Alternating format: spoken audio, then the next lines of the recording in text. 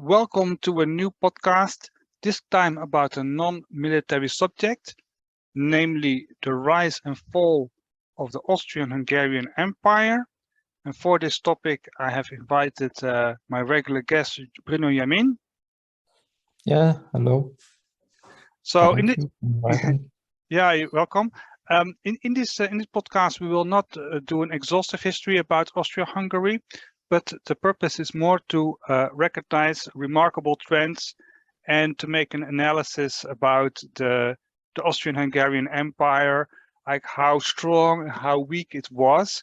Because if we look closer, we can see some interesting developments in the development of this empire, but also some things which normally historians miss, and that's how durable it was, because usually this empire is seen from the perspective of its ultimate demise and fracture.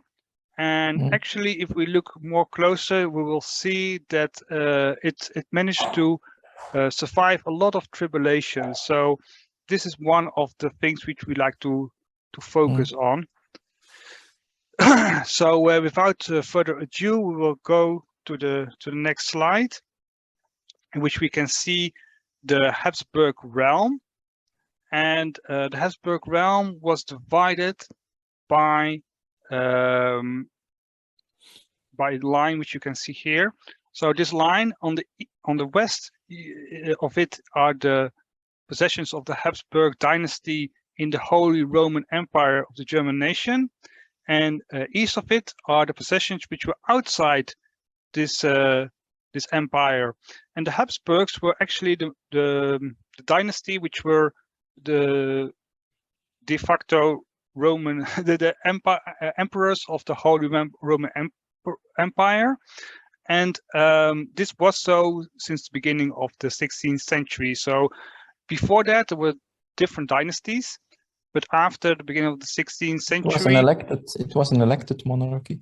Yes, it was an elected monarchy. So you had what they call electors, and but from the beginning of the 16th century, the Habsburg dynasty always managed to get elected as such. Yeah, that's true. Okay. So and that's why we see already a kind of division, which we also see later in the Austrian Empire.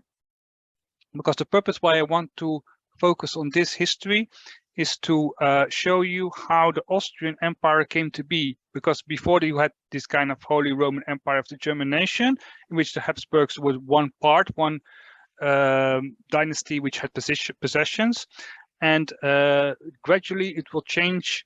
At least their own possessions will change into the Austrian Empire. So what you see here is that the eastern part, I mean the parts around Zagreb and on the border between Vienna and Budapest, were the possessions which were the remains of the Hungarian kingdom. And the Hungarian kingdom, as you can see, was part of the Ottoman Empire. They managed to conquer most of Hungary in the beginning of the 16th century, and the remaining parts, they were became part of the Habsburg possession. So the Habsburgs were the kings of, for example, Bohemia with the capital Prague, but they were also the kings of Hungary. And the provisional capital was, I will delineate Hungary here, historical Hungary, and the provisional capital was in Bratislava. So this city later we will discuss again, because it's a very interesting city. It was on the edge of the Hungarian kingdom, as you can see, and on the border with the German-speaking world. At this moment, the city of Budapest didn't exist even. I think it was still Buda and Pest. Just a small remark. But for the sake of simplicity, yeah, I put it Budapest. But again, like you said, you had Buda and you had Pest. And interestingly, Budapest was for at least 1 century, or yes, for more than 1 century, it was under the Ottoman Empire, and there are quite some remains of this period in Budapest. For example, the bathing house culture is very strong, and that was also partly because of the Turks. I think this bathing culture is even more widespread in the Austro-Hungarian Empire, and you can still see remains of it, if I'm not mistaken, today, even in Czechia and in other countries which were formerly part of it. Yes, yes. I mean, you had quite some bathing resorts in this realm, but in Budapest you have a lot of bathing houses in the city, and a lot of them they stem from the time when the Turks were the masters of Hungary. So the turning point for this encroachment of the Turkish Ottoman Empire was in 1683 with the famous siege of Vienna, which was broken up. And after that, you can see that there is a reconquest of most of Hungary by the Habsburg dynasty. So by 1713, most of Hungary was back under the control, or was under the control of the Habsburg dynasty. So you can see now the territory outside of the Holy Roman Empire is much bigger than the Habsburg possessions inside the Holy Roman Empire. The time of this reconquest coincides with, more or less, with the or 1713 rather, with the end of the War of Spanish Succession, in which the Austrian lineage took over the southern Netherlands, Belgium, so to say. Yes, exactly. Yes, yes. And this will later we will refer to this event again, because it's very important under the rule of Joseph II. But first, I would like to point out that after the reconquest of Hungary, a lot of lands were actually kind of depopulated, and as a result, there was a colonization effort. You can see here with the gray dots in several regions. So there was a kind of localized Germanization within the Hungarian realm, and it was next to regions which already had a significant German population. So in Transylvania, which you can see on the right part, but also on the border with which actually you can see Bratislava, but also the dots next to the border with the Holy Roman Empire. There's a lot of German speakers, and that's very interesting, because later, after the dissolution of the Austro-Hungarian Empire, this region will go to Austria. So although it was always part of Hungary, it will go to Austria after the First World War, when the Habsburg Empire, the Austro-Hungarian Empire, broke up. And one of the interesting facts is that Franz Liszt, the famous composer, he came from that region, and he was as such a German speaker, but nevertheless, the airport of Budapest is still named after him. So that's really quite ironic. But it's one of the duplicities of the which we'll see of this Austro-Hungarian Empire, that not everything seems as it looked like. So the next phase of, so we had first this kind of territorial expansion of the Habsburg possessions into the Balkans, and then the second most remarkable event of the 18th century, or around 1800 basically, is the reformer Joseph II. So he was the Habsburg ruler over Hungary and the Austrian lands, but also, like you said, the Austrian Netherlands, so the southern Netherlands, which later became the Kingdom of Belgium. And he was a kind of enlightened king or ruler, and he wanted to implement the Enlightenment, the German Enlightenment to be more precise, into his realm. So he wanted to rationalize and streamline the administration, and he also wanted to have more participation of his subjects. He was, for example, he had this Edict of Toleration, which was issued in 1781, which meant that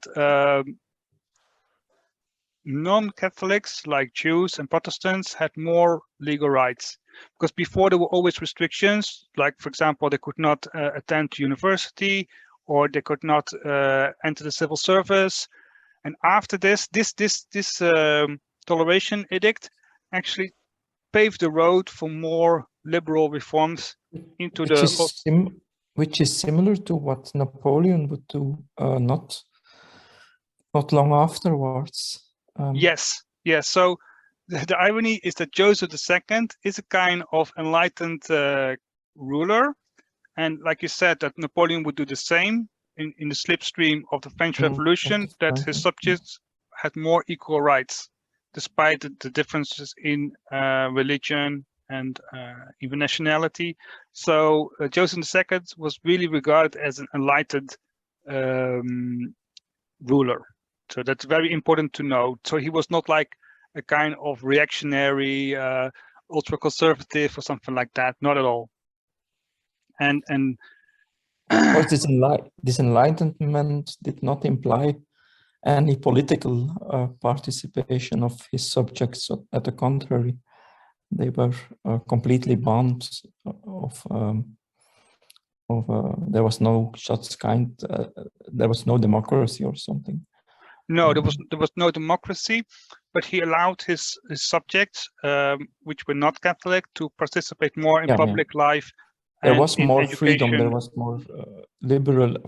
Okay. Yeah, there was a kind of liberalization, like you said, and this was also linked, as you can see, because I put a picture here next to his portrait of the edict, the Tolerance Act, and this Tolerance Act was also published in German, as you can see in this kind of Gothic letters. And one of the things he did was, for example, to encourage the use of the German language. So before, Latin was used very often in administration or some kind of local language, but in order to streamline administration, to make it more accessible, he introduced the German language as the language of the empire, at least in the possessions of Hungary and all the possessions in the east. Yeah, not in Belgium. Not in Belgium, despite the fact that there was a notable lawyer in Brussels which advocated the use of what they call the Lower German language. It remained French until the end of the empire. Yes. So, but nevertheless, there's a kind of like rationalization, liberalization, and introduction of what we call a popular language, or not a language which is spoken by the elite like Latin, but German language. And this Germanization is really important aspect of his reforms, which were liberal in nature. And the second important person for the development of the Austrian Empire around 1800 was Franz II, and he would be the first emperor of Austria in 1804, because Napoleon he dissolved the Holy Roman Empire of the German nation. And as such, the imperial crown went away, at least in Germany itself. And as a result, Franz II, he declared himself Emperor of Austria. So then we can see this is actually the beginning of what we would call the Austrian Empire. Dissolved in 1806, but then there was still the German League, which was Deutsche Bund in, what's the year now? I think. Yes. After the Congress of Vienna. Yes, because Franz II, and that's really an interesting point which you make now, Franz II is always linked with this kind of like what we call restoration. So the restoration of the kingship, restoration of absolutism. In 1815, when the conquest of Vienna, they tried to undo all the changes of Napoleon and the French Revolution by restoring the kings and kingdoms, and they tried to arrange the borders a little bit, but it looked more or less the same as before the French Revolution. And he is a kind of like what we can say the reactionary ruler. Like he would try to restore this kind of ancien regime. So you can see that within the time span of 25 years, we have a very enlightened ruler, Joseph II, and we have a very conservative ruler, Franz II. So these, and this makes, for example, the name Franz Joseph later kind of ironic, but we will come to that later on a bit. So like you said, the German Empire was dissolved in 1806, but again, the Holy Roman Empire, rather.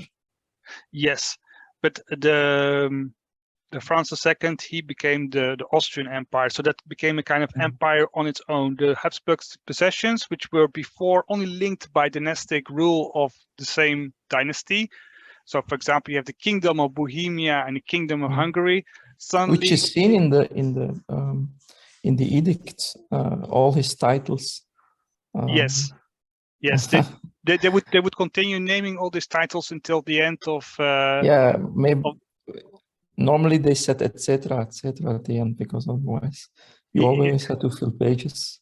Yes, but again, originally speaking, those Habsburg possessions, they were not like a united land. They were all de facto independent, but they would be ruled by the same dynasty. So they were linked by this dynastic de bond. jure, I would say, rather independent. De facto, they were.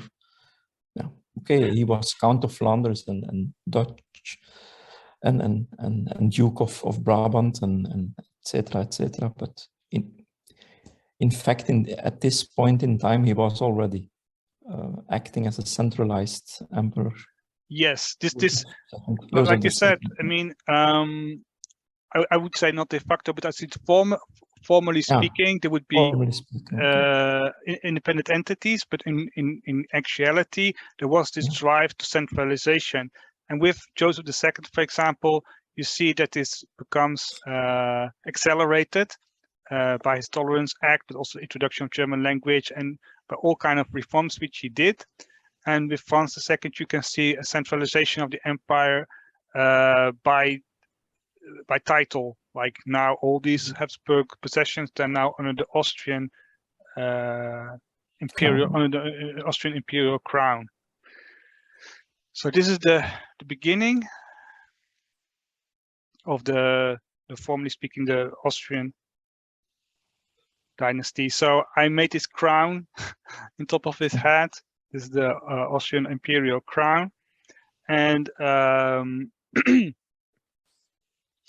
he had Franz the First, because he was Franz the Second as the Roman the emperor of the Holy Roman Empire, but as the Austrian emperor, of course, he was Franz the First. So and he had two sons, Ferdinand and Franz Karl, and but Ferdinand, he was a kind of sickly person, and although wasn't he mentally retarded, or yes, you're more outspoken than I am. Yeah, he was mentally retarded, and although he was married, he didn't have children. So it was Franz Karl which made have the offspring, the three sons. So the Ferdinand, he was emperor for a while, but as you said, he was retarded, so his rule in the 1820s, I think, he was emperor. Yes.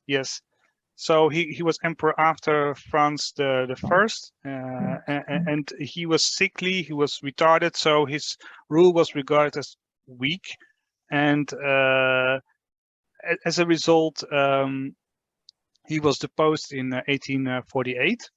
But before I would like to go into the name of Franz Joseph. So again, the oldest son of Franz Karl, he was called Franz Joseph. And as we could see, Franz was a name which was linked to, of course, Franz the First, founder of the Austrian imperial dynasty. And Joseph was the name of the most enlightened ruler of the Habsburgs. So it's a kind of duplicity in name, I would say. I don't know whether it was the purpose, but it looks rather odd that he tries to link himself with these two extremes in my eyes. Do you have any comment on that, Bruno?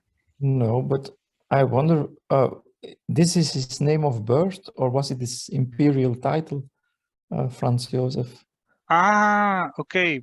Yeah, was it his parents or was it himself? I don't know. No, I'm not sure. He this name was a kind of like let's say this. He was called Franz for sure, but Franz Josef they tried to link back to Joseph II. He took it on himself as an imperial title. If so, it was intentionally, I think. Yes, but nevertheless, it looks rather strange to me. It's a kind of duplicity. But maybe he tried to catch those two, because Joseph II was regarded very well, so he tried to capitalize on that. And on the other hand, Franz I was also kind of seen as a founder of the imperial dynasty, so he tried to stand on these two legs as a matter of fact. Yes. Yeah. Well said. So because usually Franz Josef is being seen as this reactionary figurehead, as this conservative figurehead, but nevertheless, in his own actions, or at least his family tried to capitalize on both the liberal aspect and the conservative aspect of the dynasty. So it's not that. The year of ascension of the throne is 1848. So yes, in that context, you can't be totally reactionary too, because no. Sorry, Franz Ferdinand I, he became emperor in 1835, as you can see, because I let it jump. Yes, and in 1948, like you said, there were this kind of revolt in Vienna, Budapest, and Prague. This liberal uprisings against the Habsburg rule, because, as I said before, Ferdinand I was retarded. His rule was regarded as weak, and at the same time you had this kind of upcoming liberalism, that the people want to have more say in government, and this also kind of ushered a kind of nationalism, as you can see. So in Vienna you can see the German flags, of what would later become the German flag, because at that time it was just a sign of republicanism. The revolutionary. Yeah, the revolutionary flag. And you can see the same in Budapest with the Hungarian colors. And in Prague they have also a flag which was a reference to the Bohemian dynasty. But nevertheless, these were all uprisings, and Franz Josef, he came emperor in this time of upheaval. All these revolts were put down, and he, like you said, I mean, he tried to capitalize on both this kind of enlightened rule of Joseph II and of Franz I, so kind of restoration and reform. But to be honest, it was little reform. He ruled as a absolutist monarch, notably in Hungary, because he didn't even he was not even crowned as king of Hungary. Well, not his whole reign was absolutist. There was a parliament, upper and lower chamber even. Yes, there was a parliament, but in Hungary, you need, as a king, you need to be a kind of like accepted by the parliament. And Franz Josef, he declared martial law, and there was no coronation in Budapest. Yes, that's true. So this was a kind of there was a kind of odd situation, to be honest. But nevertheless, he was very young, Franz Josef. I mean, this picture is an elderly picture, which is usually used on this kind of cookie tins, but he was very young. He was born in 1830, if I stand correct. So he was a very young monarch, but nevertheless, he despite his youth, he was quite firm and stern, and there was no parliamentary or democratic reform in 1948. 1848. Oh yeah, 1848. Thank you very much.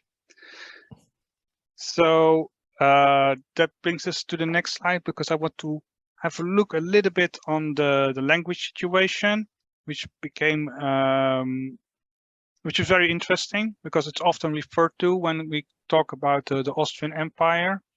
So you had, for example, the situation in Prague in 1948, in 1847, in which the majority of the population was German speaker, which is it's not very well known, but it's very interesting. But we should take into account that this German speaking first German university was in Prague, even, I think. The which university? The first German university ever. Ah, that's a very interesting fact. Yes. So this but I mean, German speaker also doesn't mean that there were only like Germans. The Jewish population which spoke Yiddish were also counted in German. So that means that Yiddish, which is kind of like mixture language, but very heavily influenced by German, it was regarded as a German. So the Jewish population was being counted as German. So that's why this figure is so high. And also because people had to declare themselves which language they spoke. So a lot of people which were actually Czech, they declared themselves as German speakers. And that's a very interesting fact, because since the reforms of Joseph II, it was essential to know German in order to make a career in civil administration. So the German language was actually had a kind of boost in standing. So and you could see the same thing in Belgium, that a lot of people which were originally Flemish speaking or Dutch speaking, they declared themselves to be French speaking in order to benefit from the from the French language as the language. Bilingual. Yes. Yes. Because in Belgium you could still choose between Dutch speaking, French speaking, and French and Dutch. Yes. And so you have this whole absorption of absorption, self-declared absorption of a part of the population. Yes. So like you said, I mean, there was a lot of bilingualism. There was this kind of aspect of social standing and social climbing. And of course, the fact that some and the prestige, I think they wanted to be. Yes, that's what I mean by social standing. Like the prestige of the German language rose after Joseph II declared it the language of administration. So that declares for a large part the majority German speaker in Prague at that in the 1840s. And in Bratislava, it's even more pronounced that although it was formerly the capital of the Kingdom of Hungary, the Hungarian population was a tiny minority. And even the Slovak, because nowadays Bratislava is the capital of Slovakia, but the German speakers were had a firm majority in 1850s, and as it was very close to the German-speaking part of the Habsburg realm, it's also had a kind of influx of immigrants, of course, so from the countryside. And even in Budapest, you saw that there was a very firm, at least there was a German majority. And like you said, you had the prestige of the German language, and also the influx of German population after the reconquest. So it's very interesting to see that for the most part, the major cities of the Austrian Empire, they were mostly German speakers. So I think it's very interesting to see that and to. I think the amount is incredible, because in other multilingual countries, okay, I take now the example of Belgium, we never had more than 5 or 10% French-speaking citizens in Flemish cities, but in Austro-Hungary it was really 60% or 75% which spoke German, which is contrary to the rural areas then of the same empire. Yes, and there's also one point I would like to make. So although you often see these kind of maps in which you can see large swaths of Slavic languages and Hungarian, in the end, what matters is how many people in the cities have a particular language. That matters in the end, because revolutions and political change take place in city and not in the countryside.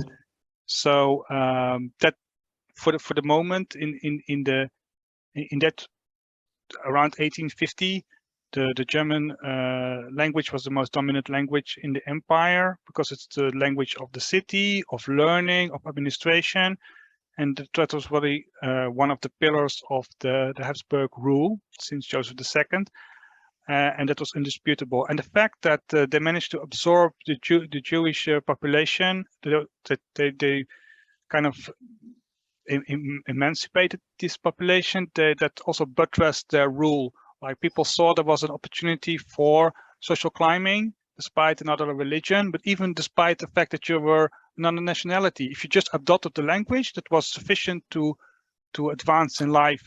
How many people in the Danube monarchy were Jewish or non-Catholic? Yeah, that's a good question. I didn't look for this, but the Jewish population was largely concentrated in urban areas. So for them, this kind of emancipation was really quite important and also quite significant. And that's why also these writers like Stefan Zweig, they look back with nostalgia on this period, because it was a period in which Jewish population could make big advances in terms of legal standing and social advancement in society. So a last point I want to make is that the difference, for example, with Belgium, because you talked about 10% as a maximum of French speakers in cities like Ghent or Antwerp, is because there was no influx of French speakers from a surrounding countryside or from Wallonia or the French-speaking part of Belgium towards these cities. And the difference is, for example, in Prague, in Bohemia, what nowadays Czech Republic, there were a lot of German speakers in the countryside, in the so-called Sudeten area, which were until 1945 even. Yeah. There were solidly German-speaking areas from which you had an influx of German speakers to Prague, and the same is with Bratislava, that is so close to the German-speaking areas in Austria itself, that there was a natural influx of German speakers from these surroundings. And like I said, in Budapest is the same, that you had these historical German-speaking areas like in Transylvania, but also later in the Banat and in the Danube Valley river area, where you had a lot of German speakers in the countryside, which could go into the cities and brought their language with them. So that's a major difference, I think, with the situation in Belgium. But again, not discounting the prestige of the German language and the fact that the Jewish population was a large part of the urban population, and they were counted in as German speakers. So yes. So, but again, the most important source of instability for the Austro-Hungarians was, in my opinion, not so much the language situation, but more the wars in which they were entangled. And that brings us to the next point. It's the different wars. So in 1859, you had the Second Italian War of Independence. And this is one of the wars which didn't went well for the Austrians. So this kind of military defeats and the loss of political prestige of the ruling monarchy should not be discounted. And there was a whole avalanche of this kind of entanglements, wars, and the second one is, of course, the German Danish War, which actually was won together with Prussia. But I didn't want to not mention it because it's a source of the next, the Austro-Prussian War, which was lost, which was a 1864 is a Pyrrhic victory because it established Prussia as a dominant German nation state. Yes. Germany, rather, in the long term. Yes, because before the Austrian, the Habsburg and the Austrian possessions were like a solid block within the German Empire, later the German League, like you mentioned after the Conquest of Vienna, the German League was refounded, and it was a kind of like rebirth of the German Empire of yesteryear. Well, but now refounded, it was a sort of ersatz, Holy Roman Empire. Yes, it was a kind of replacement, but the difference was that Prussia was much stronger within this constellation, and in the first half of the 19th century, there was this tension between the Protestant Prussian in the north and the Catholic Austrians in the south, and both were a kind of like jockeying for dominance within the German League. And the German Danish War was in this aspect a kind of like Pyrrhic victory, like you said, for the Austrians, because it led to the rise of Prussia. And later the Austrian came to regret it in the Austro-Prussian War, in which actually... Which is the most important, I think, the War of 1866, because then you had the Austrians kicked out of the German... what's the name now? German Bund, the German Federation. Yes. And they established a German empire founded on Prussia, and not on a greater not a greater German empire which englobed all the so to say Germanic peoples under Austrian rule or whatever. Yes. So in Austro-Prussian War, the Austrians were, like you said, kind of kicked out of the German League. And they were no longer the dominant German power, which could rally the German lands around them. So there was a kind of loss of prestige on that part, because before you saw the little German flag during the revolt of the liberals in Vienna. You could think like, okay, the Habsburg family could be a rallying point for German nationalism, especially because they made the German the language of administration in their empire. But after 1866, that was gone. That was kind of like they were kind of kicked out of the... Well, it would always have been difficult to rally German nationalism in a multi-ethnic country, I think.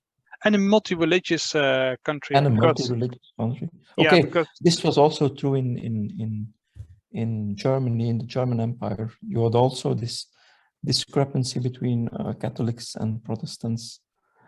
But okay, this was more outspoken in the Danube monarchy.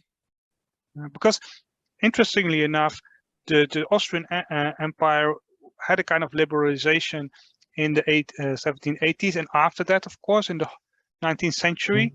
So Protestants and Jews could have positions in education and administration, and there was less the case in Prussia. But nevertheless, Prussia was also in the 18th century regarded as quite liberal, especially under Frederick the Great, which also later is being adopted by German nationalism. But actually, Frederick the Great was really a very liberal person, and he admitted not only Protestant, but I mean,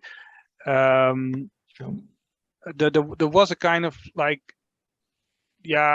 openness of Prussia, let's say like this, and there was this kind of idea of enlightenment with Voltaire and everything. So yeah, but on the long run, you don't. How should I formulate it? You don't associate Prussia with openness, even to this day. On the contrary. And, no. So it was a kind of it was a kind of period in 18th century. But like you said, later on, I mean, especially with the German reunification, you saw this kind of like contraction of this kind of openness, in the sense that Bismarck, for example, had this Kulturkampf against the Catholics, that he saw them as not real Germans, and they should really only be loyal to the German nation. So, like you said, I mean, Prussia has a very mixed history in this aspect. So there was a kind of period of relative openness, and you had this kind of contraction in the 19th century. So, and the last, we can actually parallel to this Austro-Prussian War, you had the Third Italian War of Independence. So all these military, how should I say, endeavor. And setbacks, yes, setbacks. They led to political instability. I think that's more a more important factor than the language and nationality factor, which is often being cited as such. Yeah, but okay, without the language and nationality problem, you couldn't have the constitutional upheaval which would follow out of this military setbacks. No, I would argue that that the military setbacks led more to assertiveness of Hungary as an entity, and Hungary was a kingdom with a parliament, so it was not. I mean, of course, it kind of coincided with nationality, but that was kind of, yeah, because it was that big. You know what I mean? It was big enough to do so. I mean, in Bohemia, it was not big enough to do so, and there were also too many Germans inside Bohemia to make that work. Yeah. But again, in 1867, the line is gone. So Austrian Empire was kicked out of the German League, and Franz Joseph, he was forced to make concessions to the Hungarians and to divide the empire into two realms to make it work. So here is what so you had this kind of division, like you had the Austrian part and the Hungarian part. Yeah, Cisleithania and Transleithania. Yeah, so it evolved from the Austrian Empire, which was kind of unified into a dual monarchy, meaning that you had an Austrian part, an imperial part, and the Hungarian royal part, kingdom.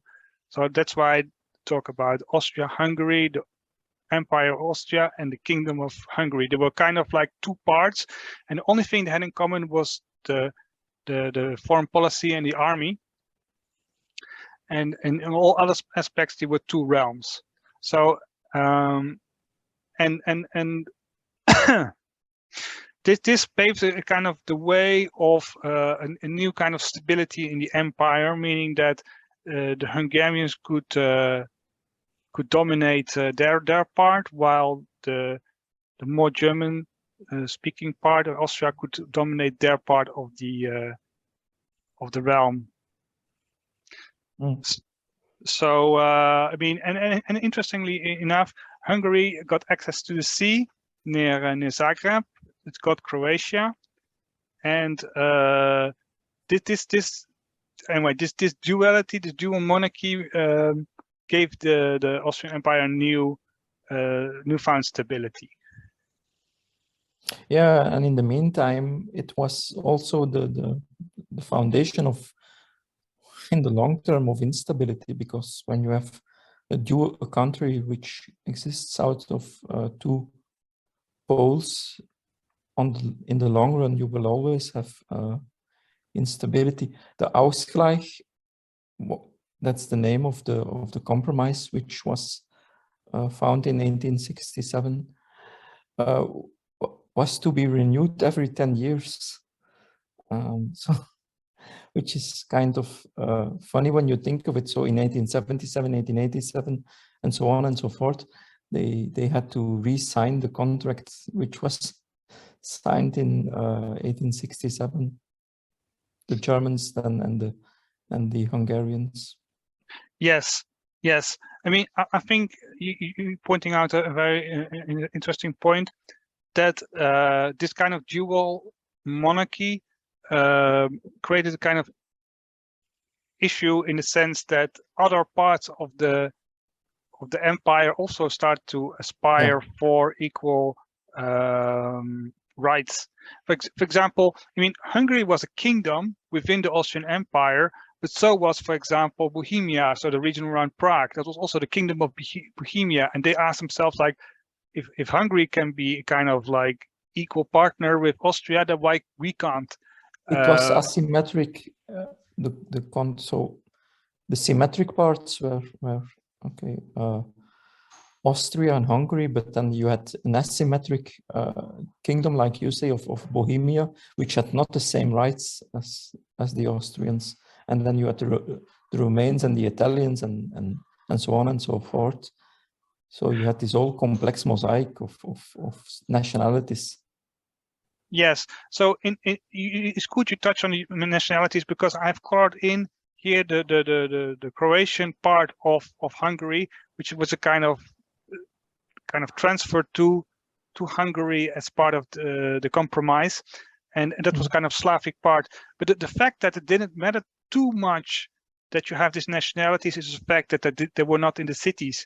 So, for example, in the West, you have these Italians in the mountains and here in Istria near the coast, but it didn't matter too much. And why not? Because they were not in the cities. They're not going to make a lot of political trouble, if you know what I mean. Yeah, that's a good point. Yes, and what you can see, and that I'm going to go next point, is with the Kingdom of Bohemia and Prague, you can see that there are changes.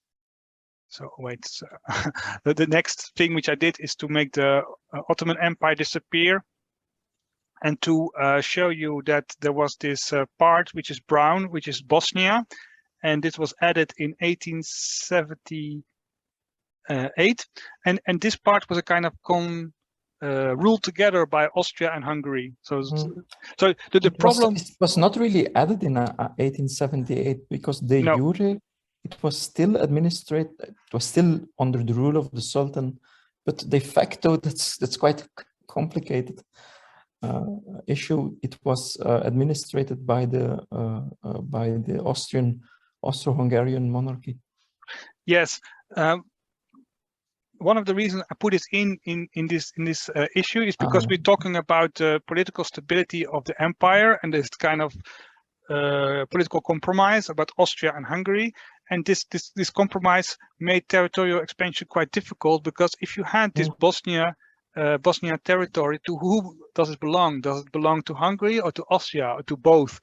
And it was a kind of like you said. I mean, formally speaking, it was still part of the Ottoman Empire. And it was not until 1908, or at least very late. 1908, yeah.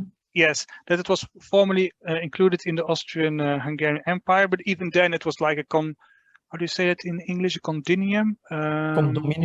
Condominium, yes. Like it means it is being ruled together by Austrian and Hungary. But you can see it's already creates some tension. You know what I mean? It's not like part of one or the other. But it was, ironically, it was the only part which was really Austro-Hungarian, because there was no division in it. It was really centralized in its administration. Yes. It was really centralized in its administration. But again, it shows you that it was difficult to expand the empire from this point onward, because you need to either put it under the Austrian or the Hungarian, or under both, of course. Or under both, and it's a kind of anyway. But what I would like to show next is the language situation in Bohemia and other cities, which was shifting as a result of this new political compromise. So here you can see the different cities again. So and then here in Prague, there's a dramatic shift. So and why is that? Is the question. One of the important things in the 19th century is that you had the urbanization. So the cities became open for everybody, because before that the cities were kind of confined, because you had battlements and defenses, and as a result you could not just expand the city just like that, because you need to build new city walls and everything, and that was not done. So, and in the second half of the 19th century, most cities they demolished the city walls, and it meant that cities could expand, and big cities also could expand economically, because you had this industrialization.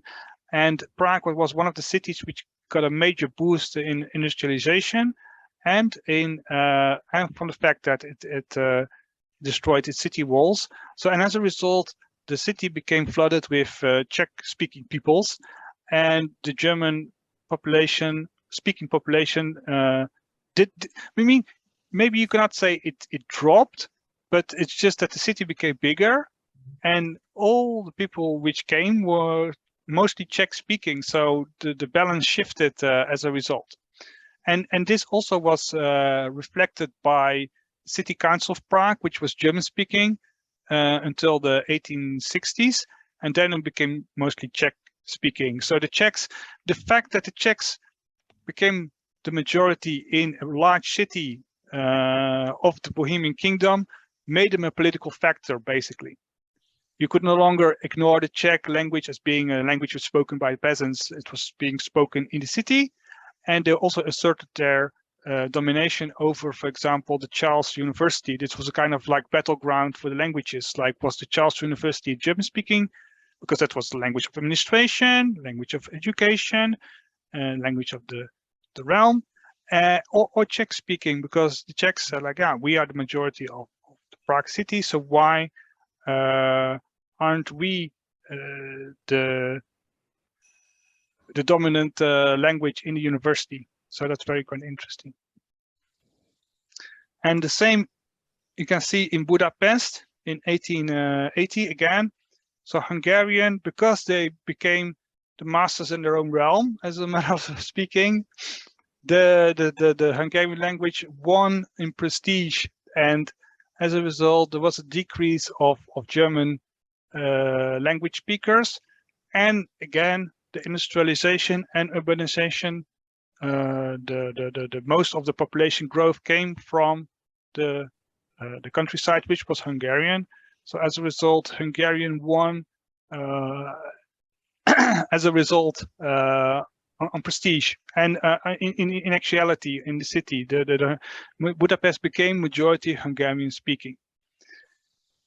But the most surprising shift, demographic shift, or not demographic shift, language shift, because again, it's not only a matter of population, but also like the language which was most spoken, was in Bratislava, when the German speakers there had a significant decrease, but not as dramatic as in Budapest or in Prague, because it was more close. Yes, but it was more close to German-speaking territory like Austria. But the most interesting development, in my opinion, is the fact that it is now the capital of Slovakia. But in 1910, so like 1 century ago, it was not even majority Slovak speaking. It was majority Hungarian and German speaking. But Hungarian won because you had this political compromise. So Bratislava was part of the Hungarian kingdom, which became more dominant as a result of this compromise, and as a result, the Hungarian language rose in prestige and of course due to the fact, because even nowadays in Slovakia there's a substantial Hungarian minority, so there was this influx of Hungarians into Bratislava again, but also because of administration. And I the fact also how much the decline of prestige of the Germans in Austria played a role in all these changes in the cities, because at one point you could say that around 1850 it was possible that German would become the national language in Austria, in which was then the Austrian Empire, but then 30 years afterwards the whole language was seemingly outwards on the decline. Yeah. I think that's a good point. Yeah. I mean, doesn't it have to do with the rising prestige of the German Empire and then the declining prestige of German in the Austrian Empire?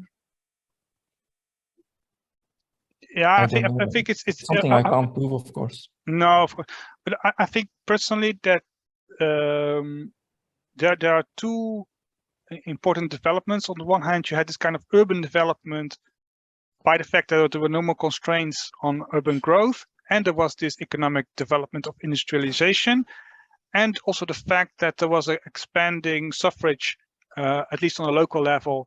So even if the fact that the Czechs were of the lower classes, they could assert more easily their dominance because you had this kind of expanding suffrage in terms of elections. So it was a kind of... In Prague, you go from 36% of Czechs and in 30 years later, you have you're 86%. That's astonishing. I think it's quite a... It's one generation. I mean, 1-2 generations. Yes, it's almost in one... I mean, I'm 45 now, so it would be in my own lifetime. I would really experience this as very consciously, because I would be... I mean, this is like 33 years. So I would be 12, in which you have a kind of consciousness, I would say. And then within your own lifetime, you would see yourself, or I would see myself as either the dominant or the minority. So that you can imagine which kind of tensions that would bring to these kind of cities, that suddenly you are the dominant language and the dominant... And nationalistic frustrations. Oh, yes. I mean, this is really the trigger for a lot of tensions within these cities. You can imagine, and even in Bratislava, like that the Slovaks are still a minority, and that didn't change. And the Czech did change, but in Bratislava, which is not that far from Prague, and would later also be a part of Czechoslovakia, but still the language shift is in favor of Hungarian and not in favor of the Slovaks. Really quite interesting. Again, also linked with prestige of language. You should not discount this kind of aspects. So.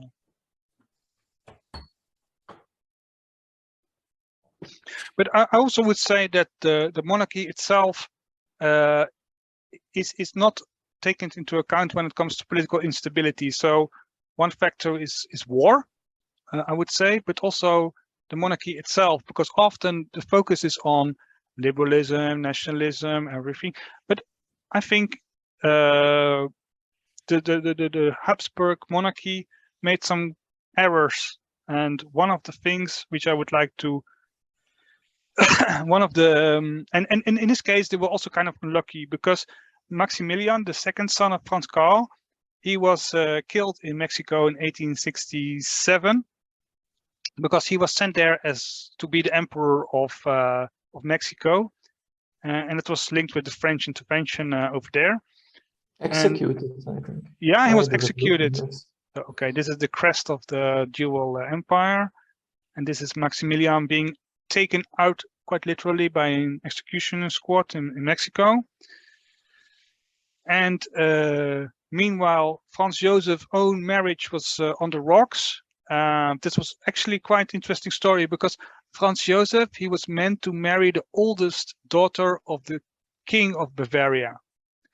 And the oldest daughter was called Helen, and she was she was really raised to be in court, meaning that she was pious, she was modest, she was basically the one which meant to be Franz Joseph's wife.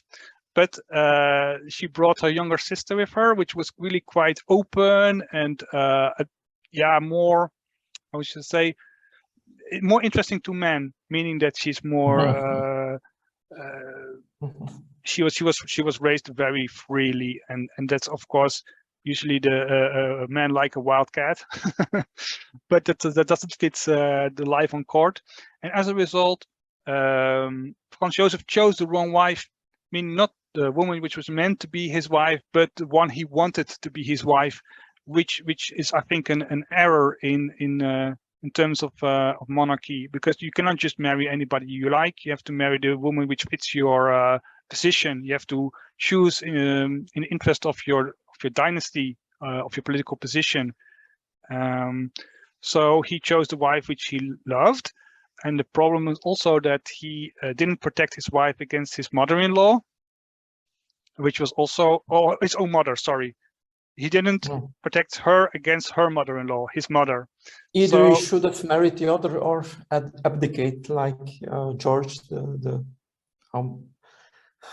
future king of England there with Wallace Simpson. No, it's not that dramatic. It's just that if you are this kind of single-minded, if you are a truly traditional king, then you would know that you should marry the woman which fits you and not marry which you love. I mean, it sounds very odd, but that's not very conservative to marry the woman which you love.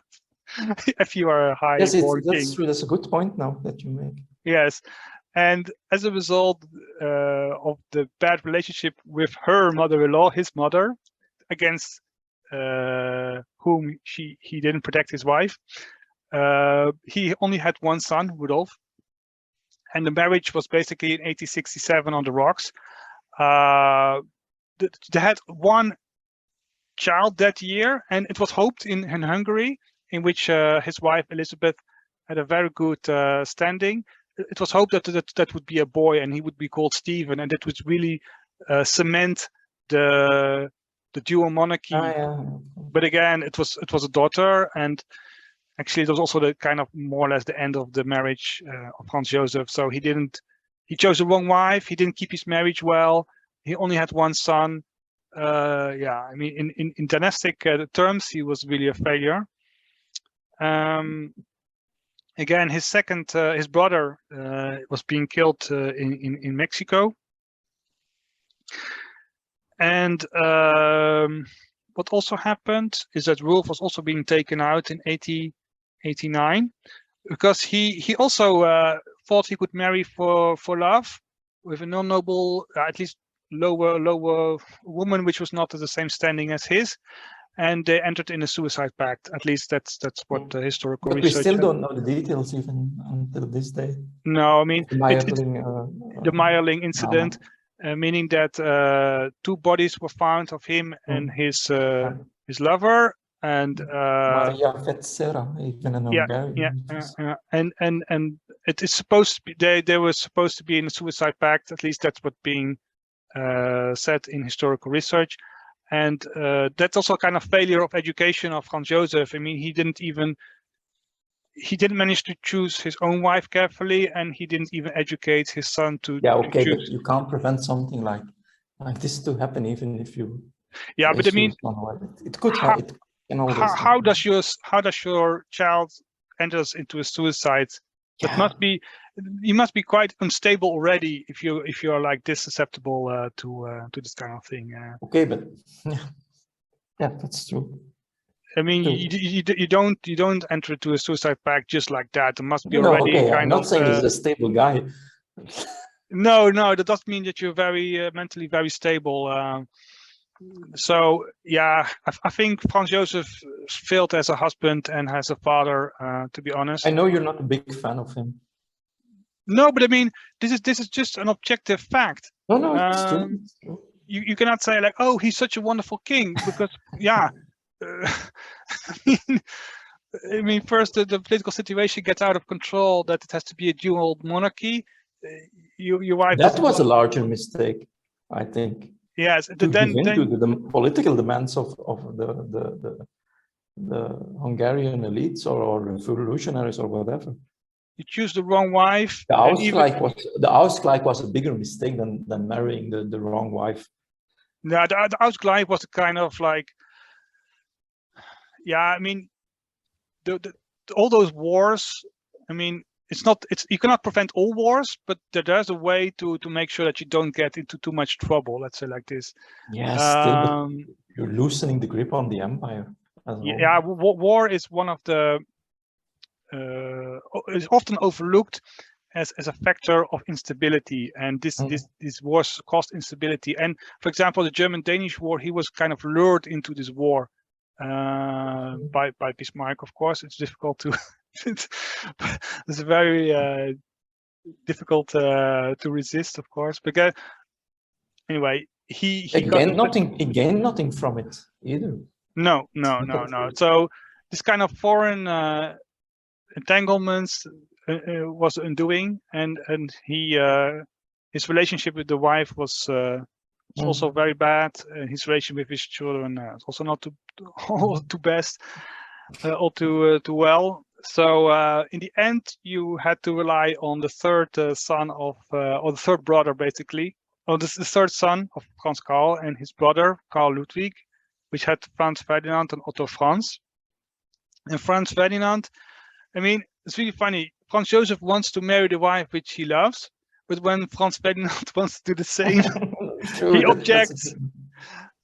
Because Franz Ferdinand married a woman which was noble, but not of the same standing. She was not of a royal ruling family. Yeah, so morganatic marriage. Yeah, and Otto Franz was also taken out in 1906. He died, and he only left also one son, Karl. So yeah, in the end, the whole Habsburg monarchy, despite the fact that Franz Karl has 3 sons, in the end, because of dynastic problems, because that's the only way I can describe it like that, the dynasty itself becomes the factor luck in history too. But I mean, I would say dynastic instability, and the dynastic instability is caused by the people who are supposed to be the champions, like Franz Joseph, and you can see here, because he could have said like, okay, the monarchy is quite unstable because of the death of my own son, and we only have 2 left. So with Franz Ferdinand, we have to be kind of flexible. But no. He said like, not of the ruling family. That's true. Not an equal marriage. So your children are out. So Franz Ferdinand could be the emperor himself, but his offspring not. So, and Otto Franz, he only had 1 son. He died early, and that was Karl. So in the end, everything would depend on Karl. So I would say the dynasty as a factor of instability should not be overlooked. So to add to this kind of instability of the monarchy is the fact that Karl only had 1 son, and I'm going to show that, Otto, and he was born in 1912, so there was only 1 real successor, and this was even compounded by the fact that Franz Ferdinand was murdered in 1914. So that brought the war in a coalition, and you can see that in 1916 Franz Joseph died, and then things go quite quickly. You can see. Voilà. So the First World War, it's really quite interesting, because so far the Austro-Hungarian Empire has had almost 45 years of, at least 45 years of peace. So I think that's also one of the success factors of the empire, and one of the factors which made it last very long. The fact that it had almost 50 years of peace, which is a factor of stability, of course. But in 1914, it ended into the war against Serbia, and that triggered the First World War. And what's interesting is that the First World War tend to evolve around Germany. So England and France, they declared war against no, just Germany had declared war against France, then it invaded Belgium. England declared war on Germany. Yes. After Germany went into Belgium and violated the imposed neutrality of 1839. Yes. By Prussia, amongst others. But when we speak about the First World War, we speak about the Western Front. But the irony is that for the French, it was the Eastern Front. There's only the Western Front for the Germans. And when we look at the war, then the war starts with the assassination of Franz Ferdinand, which was not the favorite of Franz Joseph. No. He's not even buried in the imperial crypt in I think Vienna. they hated one another even. barely on speaking terms. Yeah, barely on speaking terms. And then so also Hungary declared war against Serbia. And the irony is that the war seemed to evolve around Germany, with Britain and France being in this kind of major battles on the Western Front of Germany again. But Britain and France don't declare war against Austro-Hungary until it invades Serbia in December 1914. So declaring war against Austro-Hungary is they don't declare war on Austria until which date exactly? Oh, sorry. No. You're right. It's 1 week. No, sorry. It's 1 week after. It's in August. It's in August. Sorry, I'm mistaken. It's in August. The war starts with the invasion of yes, it starts Serbia, by the Austrians. Yeah, I mean, it starts with the declaration of war against Serbia by Austro-Hungary. Exactly. And then you have this kind of flurry of declarations of war between Germany, Russia, Britain, and France. But it's not only until 1 week after this flurry that Britain and France declare war on Austria-Hungary. So it's a kind of afterthought almost. And then the Austrians only declare war on Belgium at the end of the month of August. Ah, so they actually declared war against Belgium. Yes. Yes. Ah, interesting. Yes. And what's often forgotten is that because I always speak about Germany. Germany has a two-front war and how difficult it is for Germany. But actually, Austro-Hungary fought a two-front war the whole war. So they fought against Serbia initially, and then also against Russia. And then it also it was being declared war. The war was being declared to Austria-Germany by Italy, by Romania. So again, it was 1915. The Italians joined the Allies. May of 1915. Yes, and then the Romanians, I think, the year after. Yeah.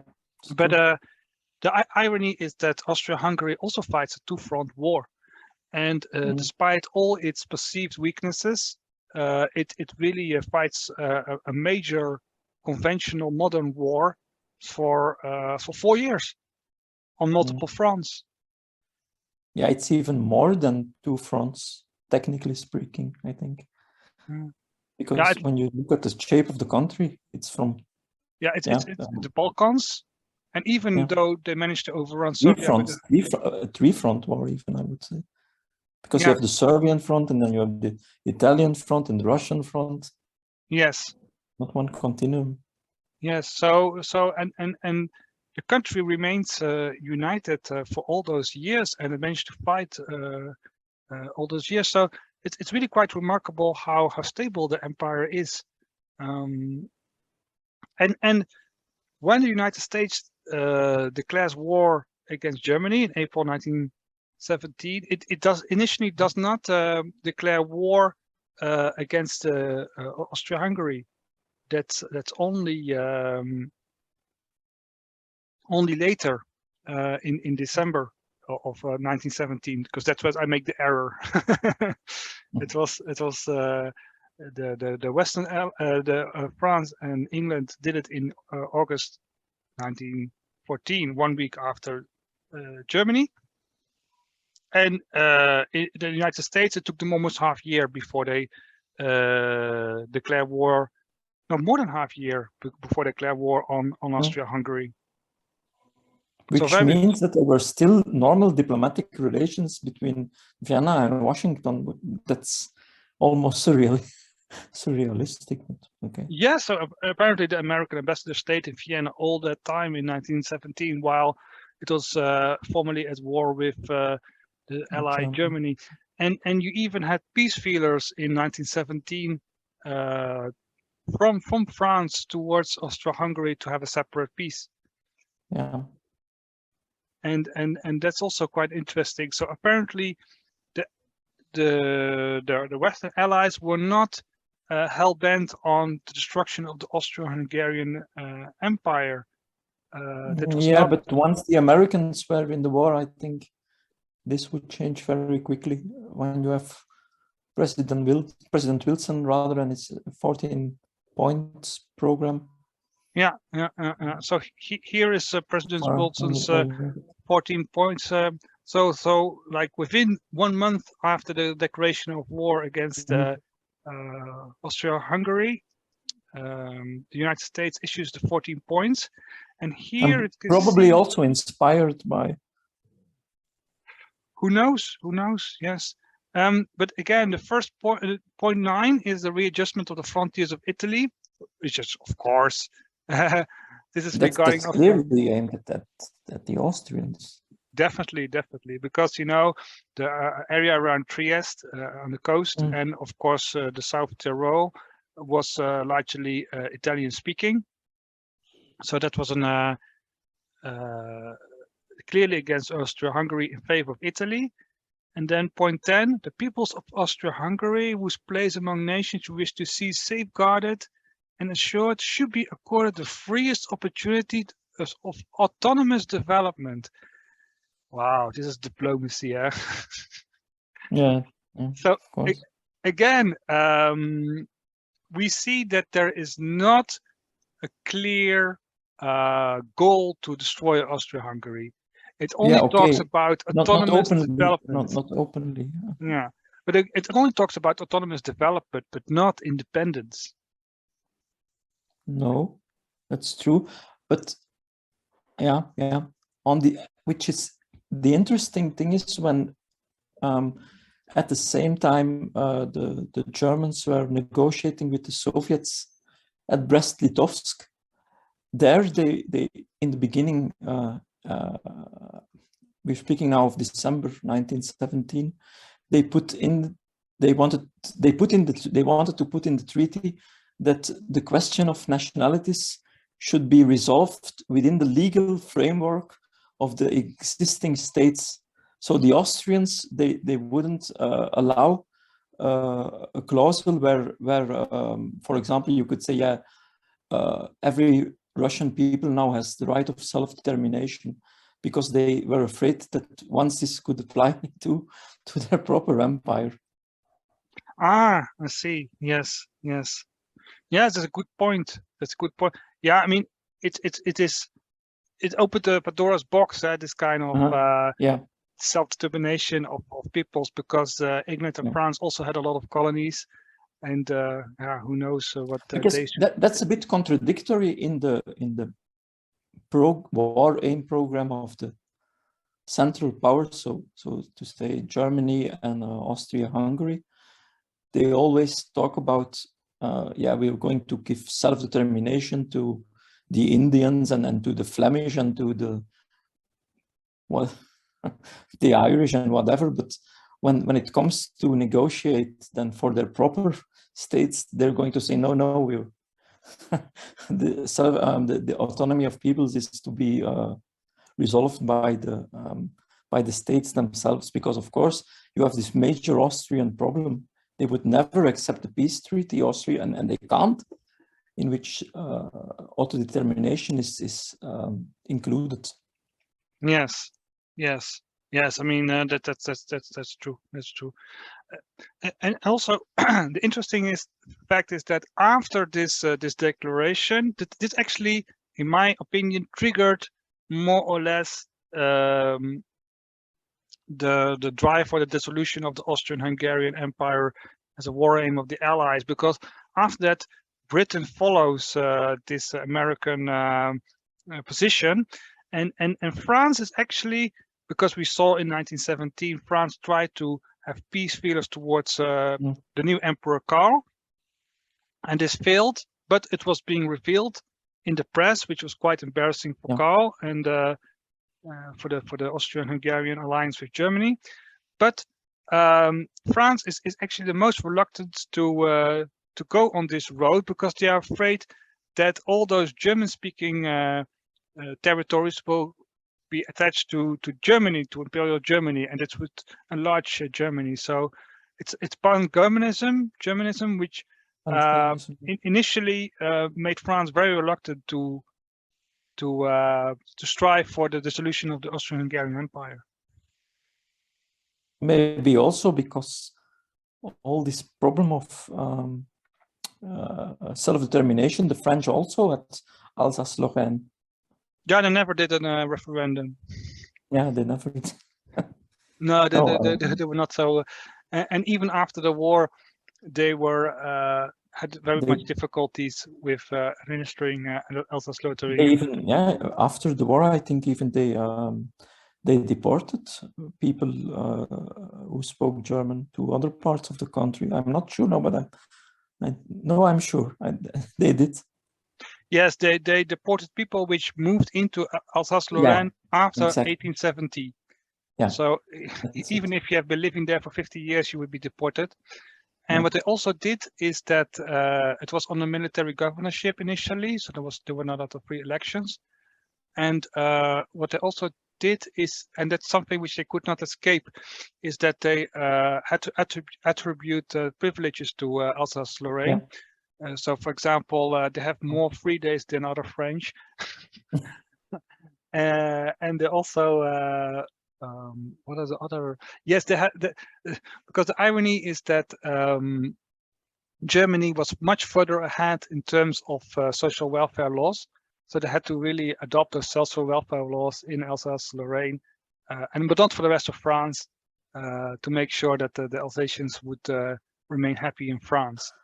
Aren't there not up till today still laws in Alsace-Lorraine which are different from the rest of France? Yes. Because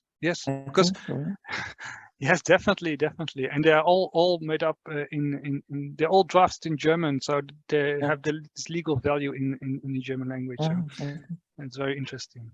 But again, we digress. So I made a list of key dates in the end of 1918, which actually shows that the eventual dissolution was very late in the war, actually near the end, and went quite quickly. So, the first date is on the 16th of October 1918. The proposal from Emperor Karl to reform the realm into a League of Nation States, which is really quite interesting. And again, we already touched this point in 1867 with the compromise between Hungary and Austro-Hungary, that this actually kind of raised the specter of a multifaceted empire. And now in October 1918, he tries to do this kind of proposal in wartime, with in mind the demands of the Allies about autonomous development. And I think this, of course, very, very unwise. And then in the 21st of October, you see something which is often overlooked, because usually when they talk about the nationality problem or nationality issue in Austro-Hungary, they always focus on the Czechs, the Hungarians, any other nationality, but not the German Austrians. And it's actually the German Austrians in the 21st of October which form a separate provisional national assembly. So it's a kind of the core nationality or the core language group which starts to separate itself from the rest of the empire, of the imperial structure. Of the imperial structure. Yeah. And then you have this kind of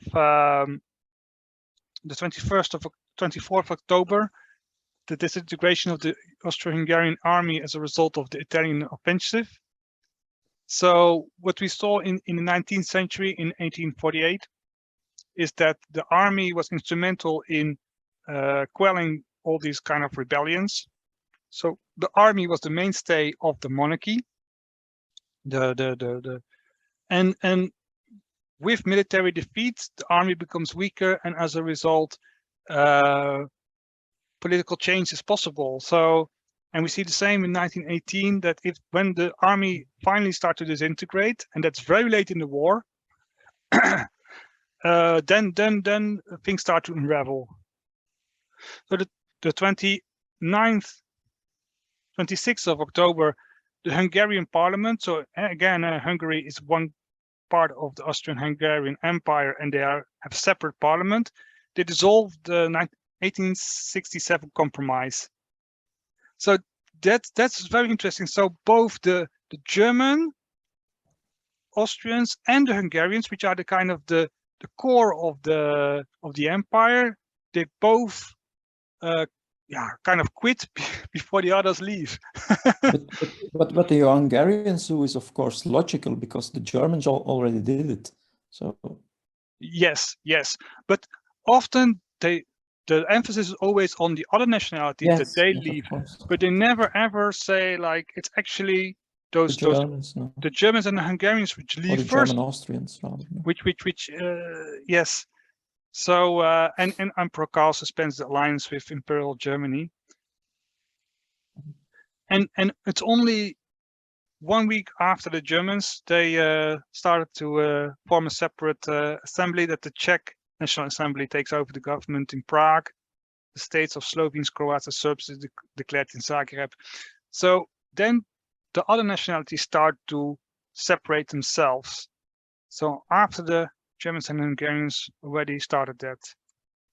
And then the 11th of November, the Armistice Day on the Western Front, Emperor Karl renounces government of the remaining Austrian territory. So basically the empire is more or less dissolved. Still remaining king of Hungary. Yeah, that's really interesting. The Emperor Karl, he's no longer emperor of the Austrian territories, but officially speaking, Hungary doesn't become a republic. It becomes temporarily a republic because of a communist revolt, but during the whole of the interbellum period, between the war period, Hungary is officially a kingdom with a vacant throne.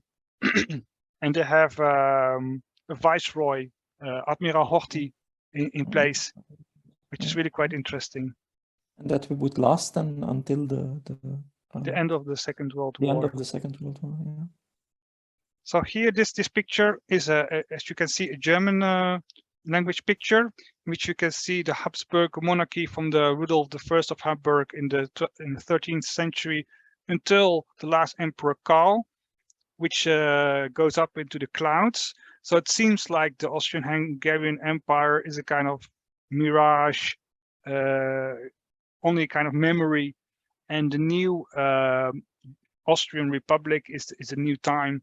I think it was very interesting to see that during the whole of the 19th century, the Austrian Empire was a power to be reckoned with, a second-tier power without any doubt, and it was relatively stable. At least the stability was shown during the First World War, in which it fought a war on multiple fronts for almost 4 years.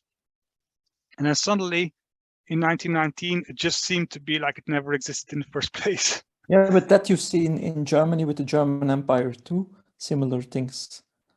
The Republic suddenly is proclaimed like it's the pinnacle of how should I say, of German history, and it's like the empire never existed. Yeah. What I think is also interesting is that Karl tried to restore the monarchy, yeah? Because, for example, in Greece, the royal family was restored in 1920 because it was deposed in 1917, the Greek royal family, and in 1920 it was restored. And Karl tried to return to Hungary to be the king of Hungary at least, but this was never successful. And Hungary gets a regent, a viceroy, or however you want to call it, Miklos Horthy. And Austria and Hungary, they become a kind of de facto nation states. The core of the empire, like the Austrian and the Hungary, becomes a kind of nation states, and all those disgruntled nationalities, or at least that's what's always supposed to be, like the Czechs, the Slovaks, the Croats, their successor states are multinational. The Czechoslovakia, the Czechs and Slovak in one state. Kingdom of Yugoslavia. The kingdom of, but in the beginning it was the kingdom of the Croats, the Slovenes, and the Serbs. Yeah. And that was of the official names. So it was a kind of multinational kingdom.